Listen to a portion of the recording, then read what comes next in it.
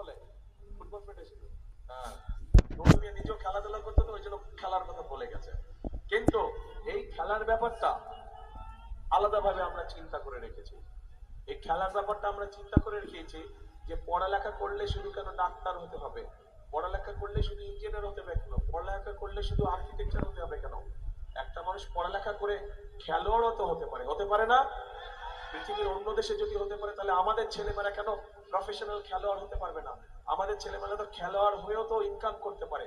আমরা সেই ব্যবস্থা ইনশাল্লাহ গ্রহণ করছি যে আমরা আমাদের স্কুলগুলো থেকে যারা খেলাধুলায় ভালো তাদেরকে আমরা আলাদা ট্রেনিং এর ব্যবস্থা করব, যে যেই খেলাধুলায় ভালো, যাতে করে তারা বড় হয়ে প্রফেশনাল খেলোয়াড় হতে পারে, দেশে বিদেশে সব জায়গায় তারা খেলতে যেতে পারে এবং সেখান থেকে তারা আয় রুজি করতে পারবে।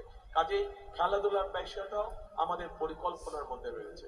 প্রিয় ভাই বোনেরা, এই যে আপনাদেরকে আমি জিজ্ঞেস করলাম যে আমাদের প্রার্থীরা যখন বিভিন্ন দাবি দাওয়া দিচ্ছিল, তার মধ্যে আরেকটি দাবি দাওয়া ছিল যে এখানকার মানুষের চিকিৎসার খুব সমস্যা হয়, সিট সংখ্যা কিভাবে বাড়ানো যায়।